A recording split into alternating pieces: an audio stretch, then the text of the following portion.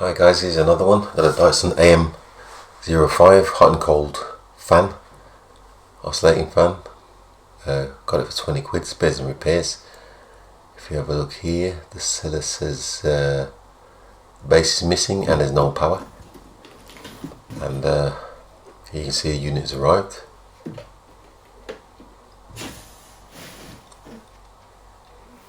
I'm just having a look at it here.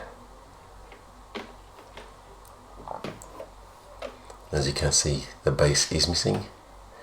So first thing I'm going to do is just check the power cords okay, make sure there's no damage, no cuts, all the way to the item, all the way to the unit.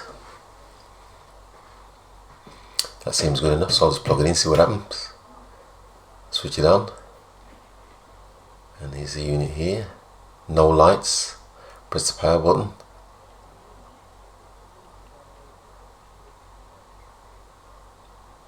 And as described, no power.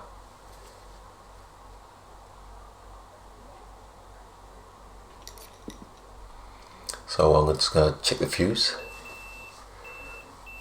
Pop the fuse out. You had the beep there, so the fuse is okay. Let's pop the fuse back in.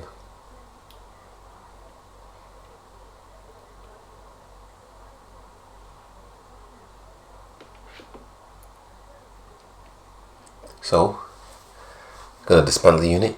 There's a little tab out here, and there's a little torque screw behind it. Once you take that torque screw out, I'll show you close up there. All you need to do is twist the unit, and this top part comes off like so. A lot of dust inside here, as you can see.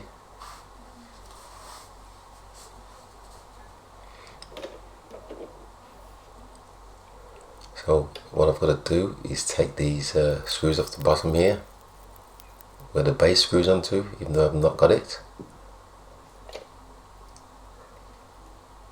Then you get access to this section here.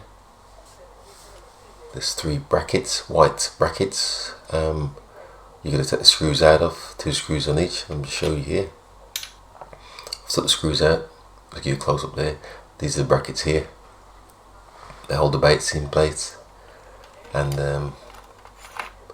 you can access them through these holes here. And as you can see, I've already undone the screws, so I'll just take them out of the way and remove this white cover as well. Now, just give you a little close up here, what it's like underneath. Obviously, you're going to make sure the power is disconnected from the mains. And there's a bit of water damage I can see inside here, so hence why this unit will not power up. You have to excuse my head, didn't realise I was so far into the camera. So what I'm doing here, just removing the control panel, the PCB for the control panel. Just give you a little close up there. You can see the water damage on that, and all the green mould coming off my fingers. That's been sat on water for a while somewhere.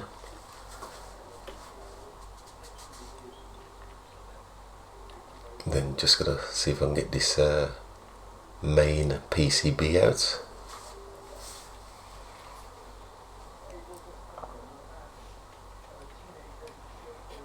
As you can see, I managed to release it. Just undo the power connectors, base connectors. And that's the PCB out there. Just give you a close up of that. And here's the power button PCB, control panel PCB. You can see the water damage there on the left hand side, and also to the infrared sensor. Like I said, this has been sitting in water for some while, for some time.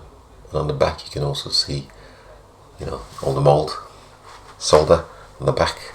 And I'll just show you the main PCB also. I mean, I've cleaned these up a bit, but there is a lot of water damage. As you can probably, if you look close, you'll see bits of mould there. This part is like a rocking horse. I just cannot get hold of one, but I'm still searching to get these 2 PCBs, get a used one. But in the meantime, I'll carry on dismantling the rest of the unit. Just trying to get the fan housing here out. Very difficult, very confined.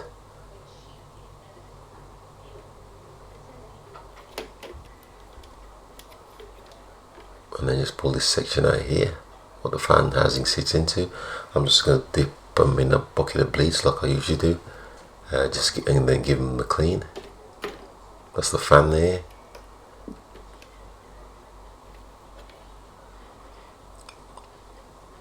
And this is the main fan blade. A lot of dust inside there.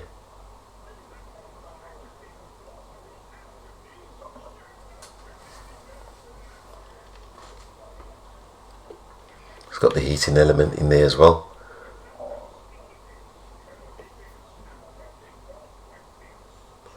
So that pretty much concludes for now, until part 2, where I'll be cleaning the unit. So until then, thanks for watching once again, and please subscribe.